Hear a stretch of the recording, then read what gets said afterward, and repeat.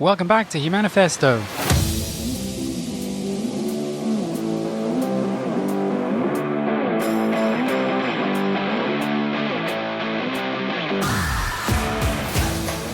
The podcast for anyone with ADHD who's tired of hiding who they are and ready to start living in full alignment with who they were always meant to be. I'm your host, Matt Jones, and today we're getting into something that many of us struggle with every single day. Trying to be authentic in a world that wasn't built for our brains. This episode is all about the quiet and not so quiet struggle of navigating a world that often asks us to sit still, follow the rules, hold it together and be normal, when in reality we're wired to do anything but. I'll be sharing stories, research and practical tools to help you reclaim your space, your rhythm and your voice. So if you've ever felt like you had to shrink yourself in order to fit in, this one's for you. Alright, let's get into it. So what about the pressure to perform normal? Let's start with a big one, societal expectations. From the moment we're kids, the world around us sets very specific standards for what normal looks like, especially in school, and it follows us into adulthood at work. Sit still, pay attention, remember what you were told, don't interrupt, focus for 8 hours straight, control your emotions, fit in. And the reality is, for those of us with ADHD, most of that feels like trying to run in shoes 2 sizes too small.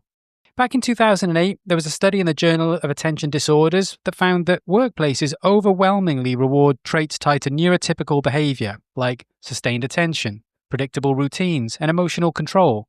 Meanwhile, adults with ADHD often report feeling excluded or burnt out because their natural tendencies don't line up to the company's expectations.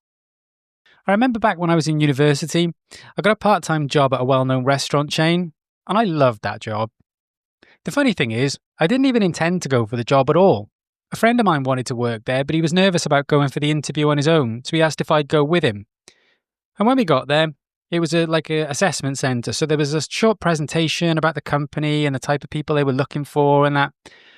And it was an interesting presentation. And being the typical ADHDer, even though this was about 2 decades before my diagnosis, so at this point I had no clue about ADHD at all, but I was doing the usual, asking questions, interacting, and thoroughly enjoying the experience. And the general manager then split his management team into pairs so they could start with the interviews. And so while I was waiting for my mate, I kept myself occupied playing Snake on my phone. Yeah, I'm that old. And as a side, if you don't know the game Snake, I don't even know where to start telling you what you're missing, but Nokia phones are a whole different conversation. So anyway, while I was waiting, the manager came over and asked if I wanted to interview. So I just explained I was only here to support my friend. And he said, well, you're already here. Why don't we just have a chat? So we did. And he offered me the job there and then. And when I joined, this was before the restaurant was actually open. So it was just like an empty building at the time. So all the new employees were helping to get the restaurant set up from scratch. You know, bringing in the furniture, cleaning the whole place, setting up the bar, the restaurant, everything. And it was awesome. Weird hours, different each day, but often working late into the night, you know, peak time for ADHD brains. And we were trying all the food and the cocktails. I mean, who wouldn't like that? And we had time to practice all the different roles we'd been hired for in a contained environment. And when we opened, it was even better. Every day was different. Every customer was different.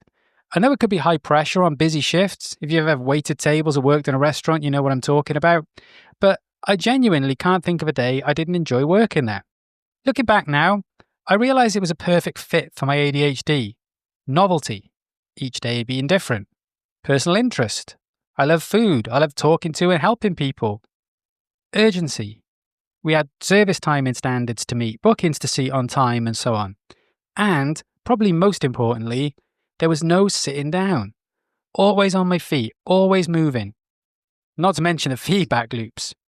Dr. Russell Barkley often talks about the importance of having rewards and consequences as near in time as possible for ADHDers.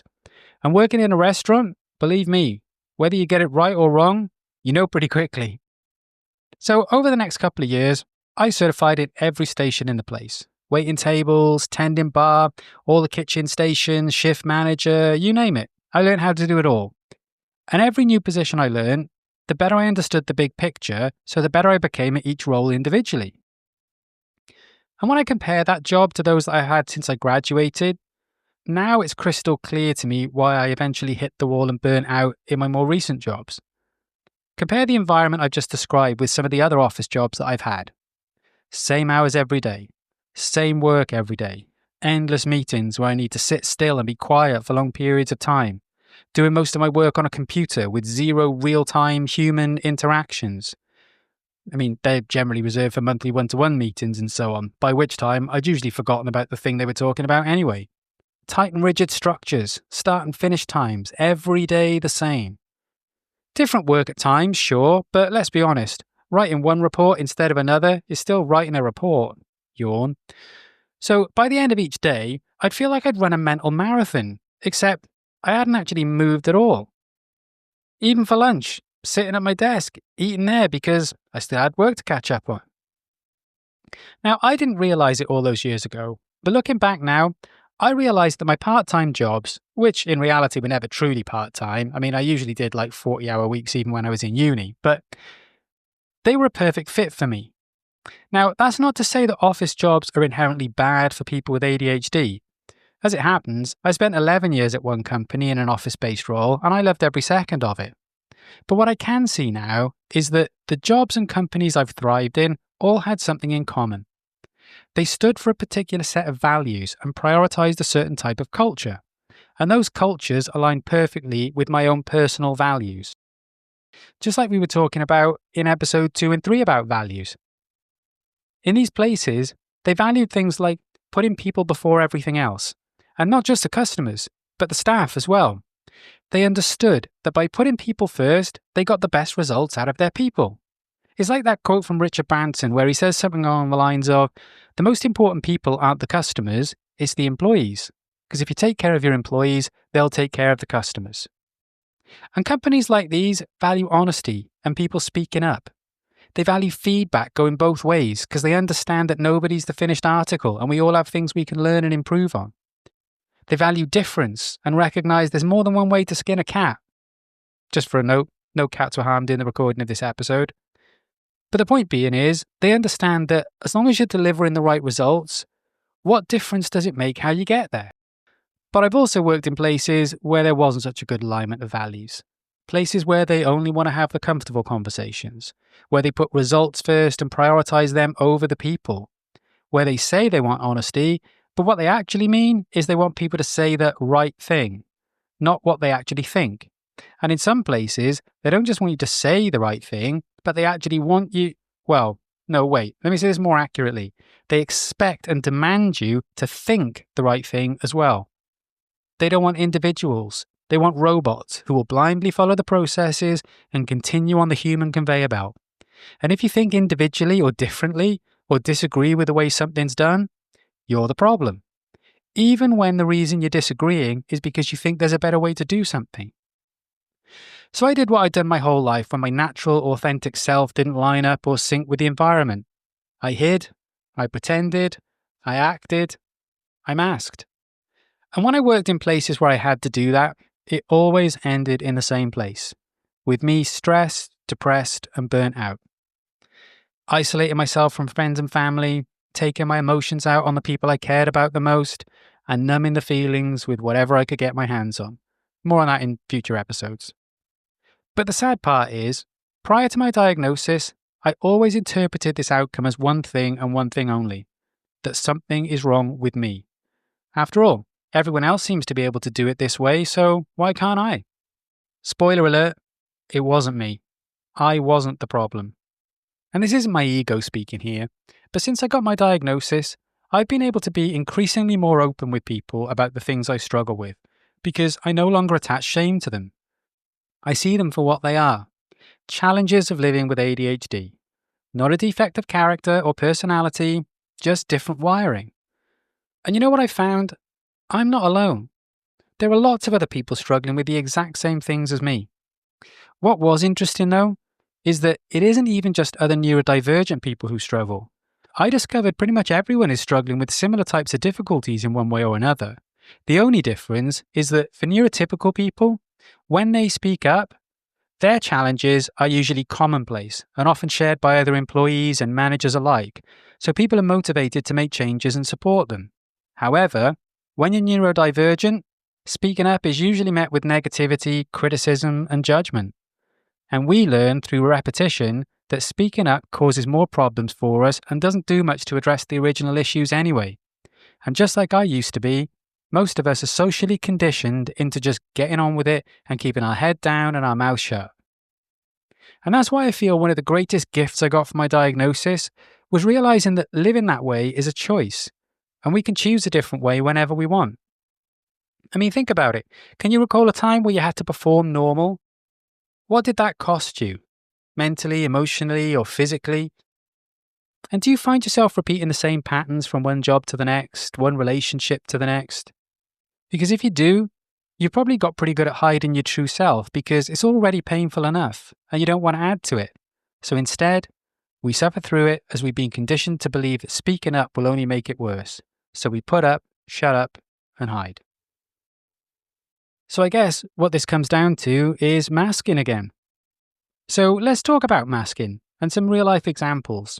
So if you're not familiar with the term, masking is that quiet performance many of us give every day to seem more together than we really feel.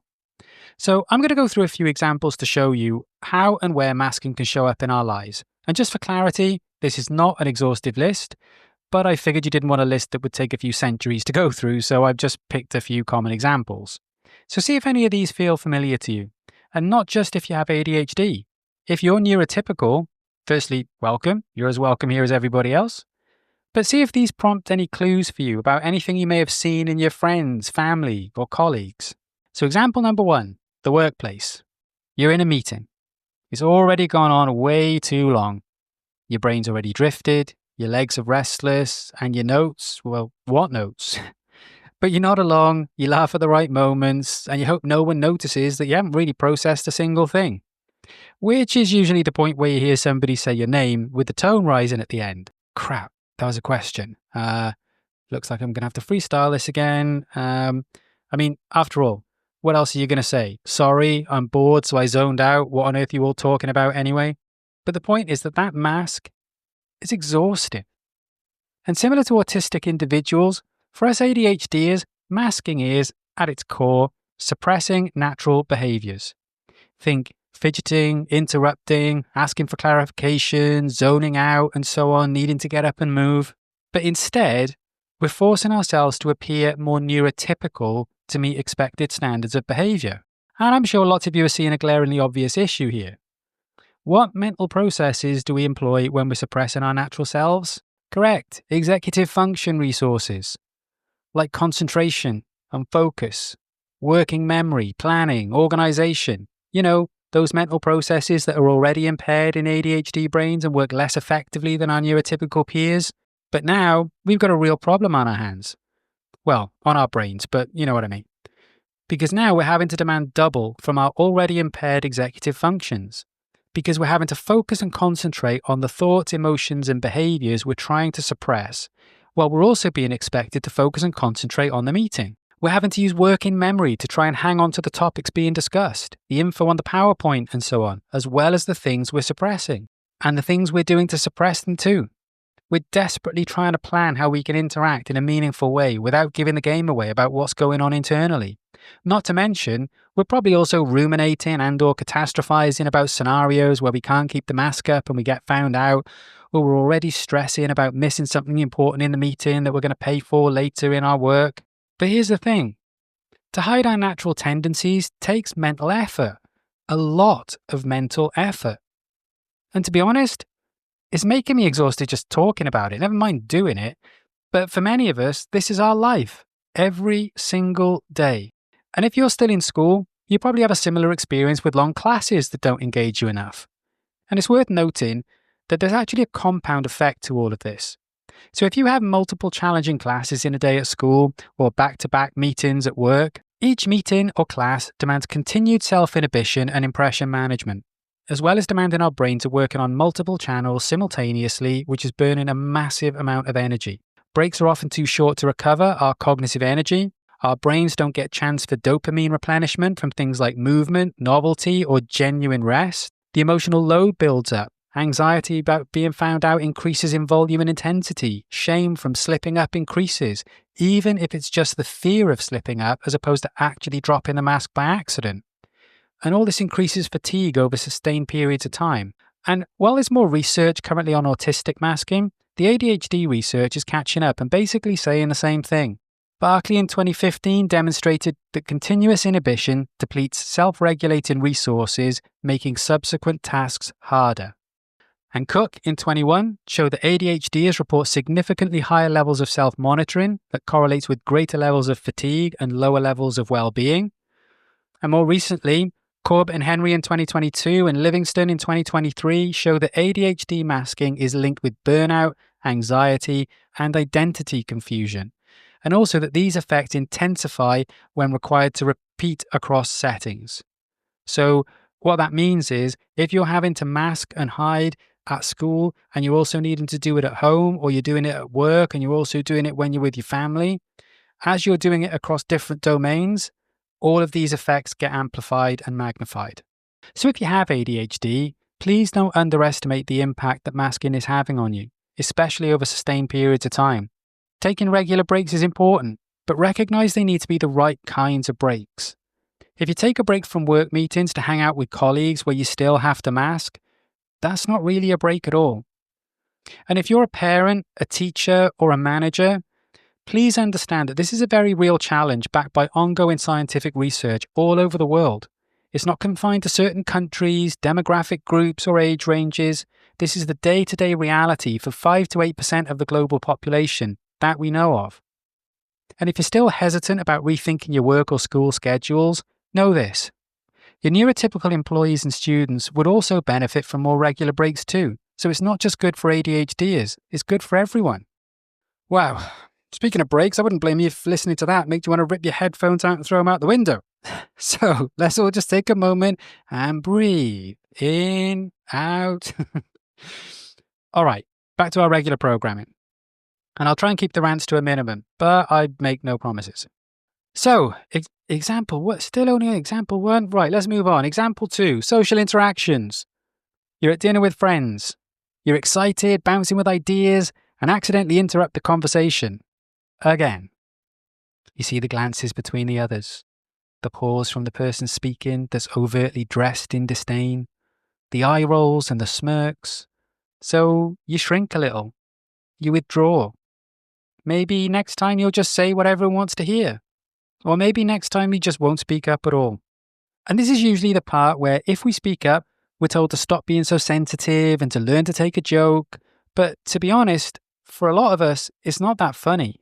It comes with shame and social pain, because these types of reactions communicate to us that we're too much or that we don't belong. And for ADHD brains already primed by years of negative feedback, these social cues can feel highly amplified. It causes increased masking and hypervigilance, because we often try and double down on the self-monitoring, trying even harder to act normal or neurotypical, which burns even more executive function energy. And the hypervigilance, that just means that we're now constantly scanning our environment for disapproval. And as the saying goes, seek and you shall find. And at this point, even neutral responses can be perceived as negative, which only serves to reinforce the shame spiral. Not to mention rejection sensitivity dysphoria, because we also have to deal with our intense emotional reactions to these responses, leading to withdrawal, rumination, and overcompensation. And no surprise, but all of this has a profound impact on our self-esteem, self-identity, and our self-worth. And over time, the continual social invalidation teaches us that being myself equals being wrong, which can erode our self-worth and further reinforce the masking as a survival strategy, which in turn is reinforced again if, when we mask, we get fewer negative responses, as masking them teaches us that pretending equals being right. And it's not hard to see how this will develop into a fear of judgment, which often causes us to dampen our enthusiasm or disengage altogether, even when we have valuable insights or contributions to make. What may be less obvious, although probably only less obvious to neurotypicals, is that the end result of this chronic invalidation is increased anxiety, depression, burnout, and difficulty sustaining relationships. All right, moving on to example 3, impulsive decisions. Picture this one. You get excited. You make a snap decision. at work, in a relationship, or with money, and people say you're reckless or impulsive. So over time, you stop trusting your instincts. You second guess every move to the point you become paralyzed. And it quickly floods into every area of your life. You become a robot simply waiting for cues in your environment to signal what the correct response or behavior is in a given situation. And then you wonder why you're so frustrated and miserable all the time and you can't seem to find joy or happiness in anything, even the things you used to really enjoy.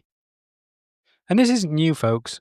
As far back as 1972, Seligman's Learned Helplessness framework showed that repeated failure or criticism without control fosters avoidance paralysis. And more recently, 2015, Nelson Mitchell found that ADHD adults often develop maladaptive beliefs about incompetence, which, in turn, predicts avoidance and impaired functioning across life domains. So for you ADHDers listening, know that none of this is your fault. These behaviors, reactions, and experiences are not a defect of character or intelligence. And if any of these examples hit home, know that you're not alone. And this is commonplace among people with brains like ours. But also know that there are solutions to this, and we'll come on to those in a moment. And for our neurotypical listeners, give some thought to how you respond to and interact with your neurodivergent friends, family, and colleagues. Because what feels like a momentary experience for you can have profound consequences. And most importantly, if a neurodivergent person trusts you enough and has the courage to open up about a struggle like this and asks for your support, please understand that in most cases, it won't cost you much, but the price for us can be incalculable. And remember, that once trust is broken, it can often be really challenging to repair. I remember once when I was going into a meeting. I knew this was going to be a tough one. We had a new department manager start a couple of months previously, and their leadership style was really grating on the management team. Everyone was frustrated, everyone wanted things to change, and many of the managers had spoken to me earlier that week about how they would do anything to change the situation, and they agreed with me that we needed to speak up if anything was going to change. So when the meeting started, our department manager opened with a monologue about how performance was down and complaints were up, blah, blah, blah. And then they asked if anyone had any thoughts on the matter. I said that I did, and I calmly explained that I felt we weren't being managed as effectively as we could, and gave a few personal examples along with suggestions for how we could improve things. I intentionally didn't say what the other managers had been saying to me though, because those conversations are confidential, so I was just waiting for them to speak up after somebody, me, was brave enough to open the door to the conversation. I thought once that had happened, everyone else is going to feel safe to chime in because they're not the first person raising it in front of the department manager. And then at least we could have a rational discussion about how to put things right. Yeah, except it didn't really go like that. After I gave my examples, the department manager asked if anyone else had any thoughts on what I said. Total silence. And uncomfortable looks around the room and so on. Nobody said a word. So the department manager asked me to stay behind after the meeting, and no surprise, I was told how my behaviour was completely inappropriate and that I'd made everyone uncomfortable, blah, blah, blah. Well, lesson learned. I was in that department for about another year, and I never mentioned it again for the rest of my time there, and neither did anyone else.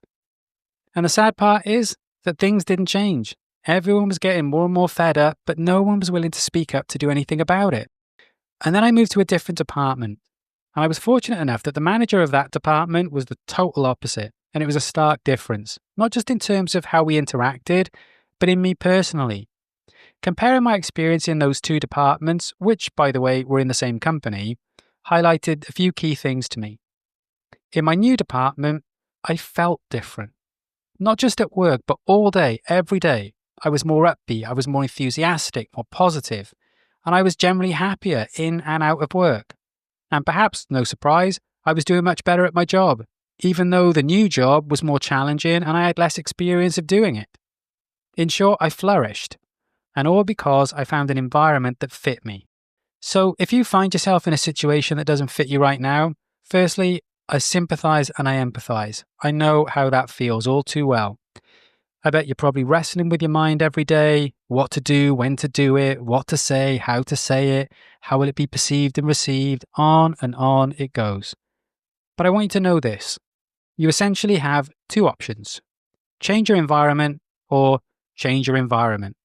Meaning you can either do something to change the environment itself that you're in, or find a new environment that fits you better. Now, I appreciate that the latter may feel scary, and to be honest, the former probably does too. And that's only because the outcome is unknown. And the unknown is inherently scary for anybody, neurodivergent or not. But know one more thing. Doing nothing will change nothing. And if it's already a crappy situation for you, what have you got to lose? So, whichever route you choose first, know that the only way to change is to change something. Because believe me, masking and keeping it all inside is only ever going to take you to one place, and it'll be far worse than where you are right now. So, give some thought to what we've been talking about. Where in your life have you been wearing a mask just to fit in? And what do you think would happen if you didn't wear it? And ask yourself this. Is the unknown outcome of changing something more scary than being in the same situation in a year, 2 years, 5 years from now? So look, I know this is all sounding a bit heavy at the moment, right? I bet you didn't come here for doom and gloom. So the question becomes, how do we live authentically when the world keeps handing us a script that we didn't write? So let's look at staying true to yourself in a world that doesn't always understand. Here's a few things that have helped me and what might help you too. So first thing I want to mention is this. In order to know what needs to change, you need to understand what the problem or problems are. And that probably already feels daunting, like a mountain to climb. But thanks to my amazing ADHD coach, Helen, and 2 amazing therapists I've worked with, Richard and Avni, I've learned something that was an absolute game changer for me. I didn't need to frame it as a problem to solve. Instead, it was more helpful to reframe it as a destination to get to. Because you know where you are now. Uncomfortable, challenging situations with people who are mostly blissfully unaware of the difficulties you're experiencing. And you know where you want to get to. Comfortable, rewarding situations where you can be authentic and at your natural best. So the key is you, the person who's on this journey. So it's crucial you can understand who you are so that you can plan the journey accordingly, know what to pack and whether you should take the bus or a plane. Genuinely, one of the most useful things I've learned is how to identify my own natural rhythms and patterns. And the way I did this was to begin tracking 3 things. That's it, just 3 things. Each morning when I'm writing my journal, I rate 3 things out of 10. My mood, my energy, and my focus levels. And then once I've scored them all, I consider what these 3 scores mean together. And I ask myself the question, if my internal world was a season, what season would I be in today? Winter? Summer? Most of the autumn with a dash of spring? You get the idea. And then, where possible, I plan my day's activities around the season that I'm in. Now look, I realise there'll be days where this is going to be easier to do and days where it's less easy. If my diary is pretty clear in meetings, then it's not too hard. But if I'm already stacked all day, of course, it's going to be a bit more challenging. But even on the hard days, if I know I'm in a freezing winter and my diary that day is crazy, I know first thing in the morning that what's already scheduled is likely going to take every ounce of energy I've got. So it makes it easier for me to say no to picking up extra stuff that day, or to ask if a meeting can be rescheduled, or that I need to intentionally plan breaks strategically throughout the day. And on the summer days, I know I can go all out and smash a few days of workout in a single day. But quick side note, you don't want to do that too often either, because overexerting on summer days can backfire as much as doing it on a winter day. My point is, this process is about learning when you can push harder and when you need to pull back, and giving yourself permission to do that. Because over time, what I've realized and I've seen from tracking it through my journal is that when I'm working to my natural rhythm, I can manage my mood, energy, and focus so much better. You know, yes, I still have days where I crash, but I recover much quicker than I used to. And yeah, I still have days where I push a bit too hard, and I know that that crash was something I could have avoided. But each time it's like another lesson and I get better at it each time. It's like an iteration thing. It's never going to be perfect to start with, but over time it's amazed me how quickly I've managed to get into the swing of this. And what I've also noticed is I don't just apply this to work, right? I apply it to everything. So, for example, let's say I've had a few winter days this week. Maybe I don't have the energy to go to that social event on Saturday. Then again, maybe it's exactly what I need to decompress and let my hair down. Maybe I wasn't able to rearrange my days much this week and my energy is low. So maybe I won't bother cutting the grass this weekend and I'll find another time to do it. Or maybe I had mostly summer days this week and I've been super productive. So it makes sense to plan in some sort of reward or celebration type experience to keep my mood and my energy reinforced for next week, as well as making sure that knowing I've had a super productive week, I need to make sure I'm planning some rest time so I don't overexert myself. Because I read something the other day, and I'm going to butcher this comment, so you're just going to have to bear with me, all right? I'm paraphrasing here. But it said something along the lines of, every time you overexert yourself today, you're withdrawing out of tomorrow's energy, tomorrow's focus, tomorrow's emotion. So you've got to think about this stuff over the long term, not just the sort of day to day and figure it out as you go. And lastly, if I've had to pull back most days this week because I just haven't had the energy or I just haven't been in the mood, I know that summer days will come and I'll be able to make up any lost ground over time. Because what I've noticed over the last maybe like 3-4 months I've been doing this is that even when I have days where I drop everything that isn't 100% essential, and perhaps I only do one thing that day, over a period of weeks and months, I'm still getting way more done than the old me used to. More so than the me who used to push through, the me who overcommitted, the me who felt bad saying no. And most importantly, I feel so much better doing things this way. I'm less irritable, I'm less frustrated, I'm more present, more calm, more positive, and all that makes me capable of being a better person. Not in the sort of inherent moral sense, but it allows me to be more aligned to my ideal of what a husband, colleague, friend, son, etc. should be, and I'm able to live more on my own terms. So all that being said, here's a few more tips you may find useful. Tip number 1, find or create flexible work environments. Regardless of whether you're remote, hybrid, freelance, or full-time, advocate for what works best for your brain. Whether it's breaks between meetings, location of work, whether it's work from home, work from the office, or even if you have to be in the office, do you need to stay chained to your desk all day? Or can you take your laptop somewhere else for an hour or two? Maybe flexibility on your working hours or movement-friendly work setup, stand-up desks, under-desk bike pedals, and so on. Or maybe it's about batching creative and dynamic tasks on one type of day and more admin tasks on another day, so you're not having to struggle with task transition and so on. Now, of course, these are just examples, okay? You'll need to trial and error what actually works for you. But keep in mind that you may or may not even know what would work best for you at this point. And if you don't know, that's okay. There will be a lot of trial and error, as I said, for you to find the best fit. And most importantly, when you're asking your workplace for changes, the way you approach it is key. Because the reality is, not all employers are especially motivated to help you. So you need to present it as a win-win. How it's going to help you and how it's going to help the business or help your manager. So for example, let's say you struggle with prioritizing your tasks at work and you want your manager to help you with that. Just asking them to help you is probably going to be met with resistance, as they'll be thinking, why should I be doing more work when it's your responsibility? So make it clear to them that by spending 10 minutes a week helping you to get clear on your priorities, or, however long it is you think you need, that means you'll need to call them less, or they'll spend less time going through feedback on the back end over the things that you've missed. So ultimately, it's going to save time for both of you in the long run. Plus, it'll probably allow you to plan your work more effectively and deliver tasks on time to the best standard possible, also improving the reputation of your team or your department or so on and so forth, right? You get the idea. Because the reality is, any manager worth their salt will be open to having this type of conversation with you. And if not, well, maybe you need to think about changing the environment.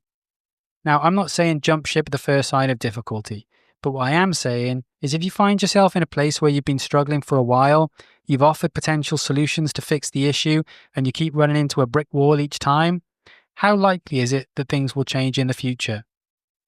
Richard, that therapist I mentioned earlier, said something to me that I'll never forget. We were in a session and I was discussing a difficulty that I was having with somebody in my life. And he said to me that past behavior is usually the best indicator of future behavior. And then he looked right at me and he said, if this person has behaved this way for the last 25 years, despite you telling them it's hurting you, how likely do you think it is that their behavior will change in the next 25 years? Duh. So take it from me. Staying too long in a misaligned situation, whether it's a job, a relationship, or whatever, it never ends well. it's best to make a change sooner rather than later. Because think about it like this.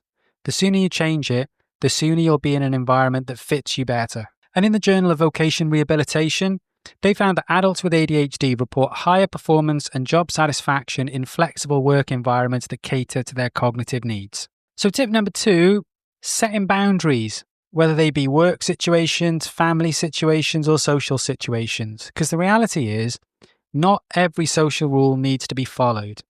Let me say that again. Not every social rule needs to be followed. If you need to leave early, change plans, or explain how your brain works, do it. You deserve to feel safe, even in social spaces. I remember having a conversation with a group of mates not too long ago, and they were all taking the piss about the fact that I was terrible at replying to messages. And I felt a bit crappy at first, because, of course, they were right. I am terrible at replying to messages. Like a lot of you, I bet. I read the message, I think about what I want to say back, then I get distracted and never get around to replying. And then a week or two goes by, and I check my messages to see why they haven't responded, usually feeling a little bit slighted as a result of the delay, only to realise I never actually sent anything back in the first place. So when they said this to me, I gave them this exact explanation. And at first they thought I was mad, but I said, look, it's simple. If you call me, you'll get an answer straight away. So now that's what they do. When we're trying to organise something, they message between them and then one of them will call me, get my input, and everybody wins. Obviously, assuming I actually answer the phone, of course. And this is also backed up by the science. A 2015 study in neuropsychology found that self-advocacy and boundary setting significantly improves emotional well-being in adults with ADHD. So, tip number 3, pausing before impulsivity becomes self-sabotage. Because impulsivity inherently isn't bad. Often it's the root of our creativity and our spontaneity. But self-reflection can help us harness it a little bit more effectively. So when you have that impulse to think, say, do something, try and take a quick deep breath or count to 5 or write down the thing before you actually do it. Because that brief pause, even if we're just talking fractions of a second, that gives you a moment to ask, is this choice aligned with who I really am? And I've got a couple of tips for this tip. How many times have I just said tip? Anyway, here's 2 things that have helped me massively with this. So the first one is guided meditation. Now, even if they're only a few minutes, the point is this. When I decide I'm going to sit down and meditate for, say, 5 minutes, because I don't do it for huge amounts of time, I'm not a monk, but I've decided that I'm going to be sitting here for the next 5 minutes. So even though my brain may still be jumping around with all the other things I should be doing or need to do or forgot to do, I'm sitting here for the next 5 minutes because that's what I've decided and promised myself I'll do. And the result? I'm learning that I don't have to act immediately on everything I think or feel. And over time, I've noticed that it's becoming easier and easier for me to build in that pause between when I think or feel something and I act on it. And the second thing was I did some research on ChatGPT about how to tell the difference between the voices in my head. Meaning, how could I tell the difference between whether a voice is the voice of my intuition, the one that's guiding me towards the right things, and when is it the voice that's coming from fear, guilt, shame, or pressure, and it's me actually running away from something? And here's a few of the insights it gave me that you may find useful. First thing it pointed out is that intuition is usually an invitation that feels expansive with no strings attached, whereas emotion in disguise often comes with conditions like, do this and you'll feel this. The other thing it said was about urgency creep. So the voice in your head that says, just do a bit, just do it now, just do it quickly, is hoodwinking you. Intuition doesn't do justs or shoulds. Third point is about bargaining and negotiations. It highlighted that intuition doesn't negotiate. It's those emotional gremlins that tell you, if you just finish this, then you can relax guilt-free.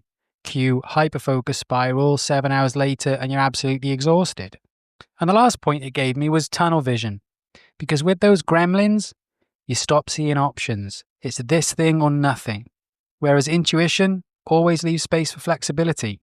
And then tip number 4, although technically 6 with the extra 2 tips, but I've got to stop saying tips. Point number 4, Educate others. Don't wait for the world to understand you. Teach them. Now, you don't have to explain everything, sure, but a simple, hey, I process things a little differently. Here's what works best for me, can go a really long way.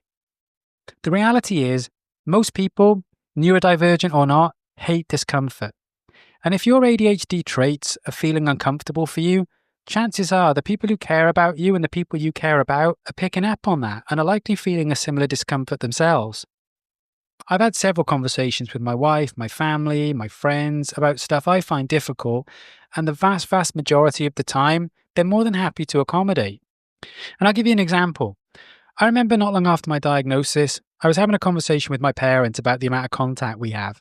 And as I was saying earlier about being terrible with messages, I was in a place where my parents would message me and days would go by before I replied. And initially, they took this to mean I didn't care enough to take the time to respond.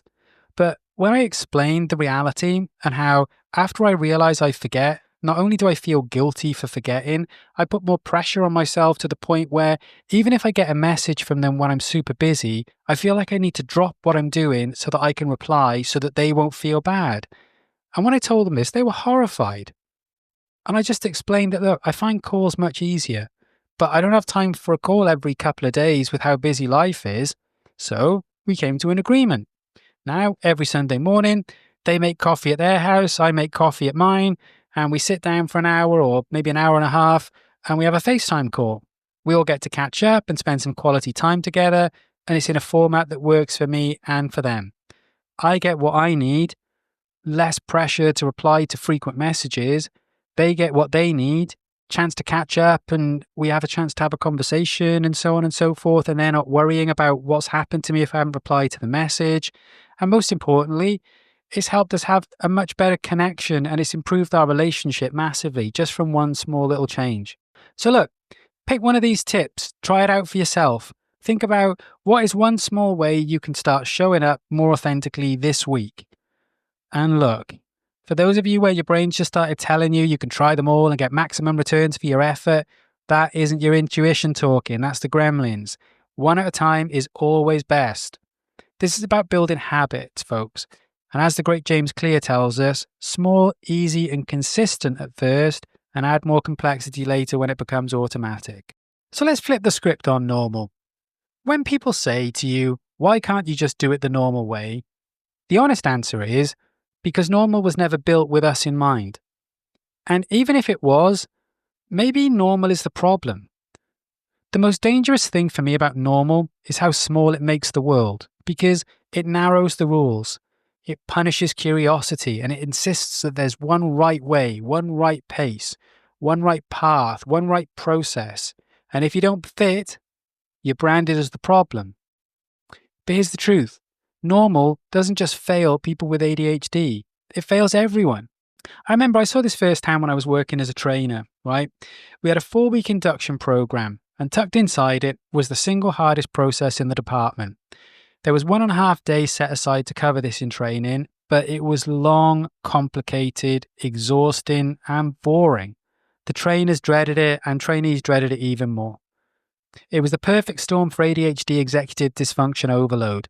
Huge working memory demands, a mountain of what-if scenarios in a session that almost always overran. So that meant that as trainers, we were constantly needing to make backup plans on the fly. And this nightmare came right before the final assessments. So not only were we juggling the complexity of the training, we were juggling the logistics of the managers for the role plays and all the moving parts, and frankly, it was chaotic. And then one day, I thought, what if the problem isn't the learners or the trainers? What if the problem is the model itself? And look, full transparency, this wasn't the only thing I thought, but I can't really say what I actually thought on a podcast. But the point is this, I was just fed up, right? It was driving me nuts. It was driving the learners nuts. It was driving the other trainers nuts. The managers were getting frustrated because people always seem to trip up on this part of the assessment or the role play and so on and so forth. And honestly, I was just sick of it. So I embraced my impulsivity and I just threw the plan out. I didn't ask for permission either from my boss.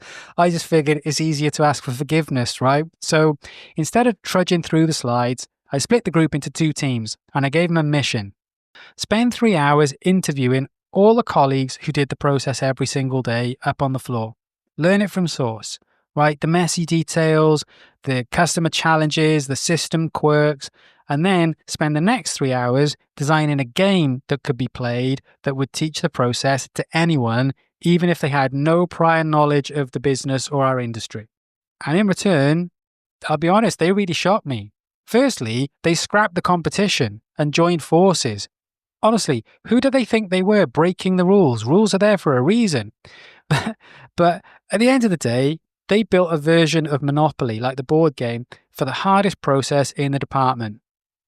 So to wrap up the day, we played around a bit together, and it probably took us about an hour and 20 minutes. And by the end, every trainee not only understood the process, but they could flex it, adapt it, apply it, improvise with it. So the next morning, I threw 5 brutal test scenarios at them. After all, they shocked me, fair is fair. But annoyingly, they nailed every single one. And later that week, when the assessments rolled around, they were the first training group in 18 months to score 100% across the board on this process. So the game became the new standard. That impossible process was no longer a day and a half of slog.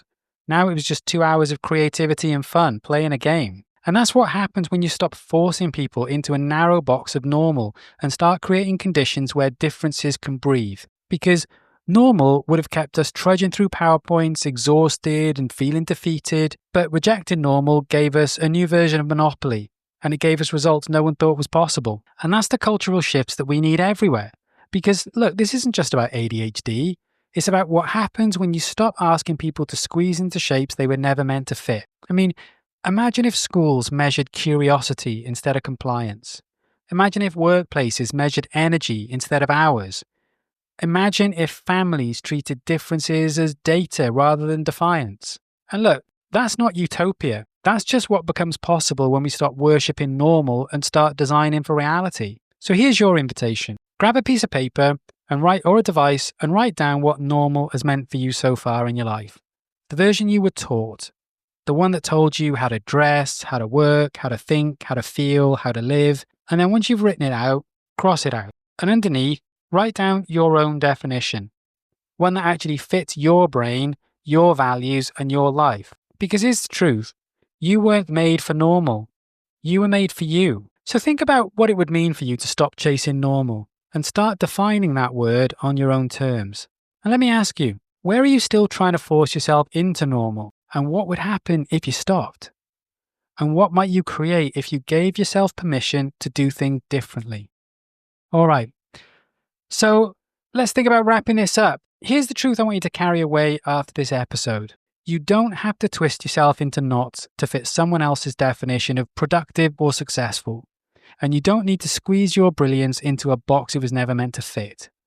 Because the world doesn't change when you mask, when you burn out, or when you break yourself to match its rhythm.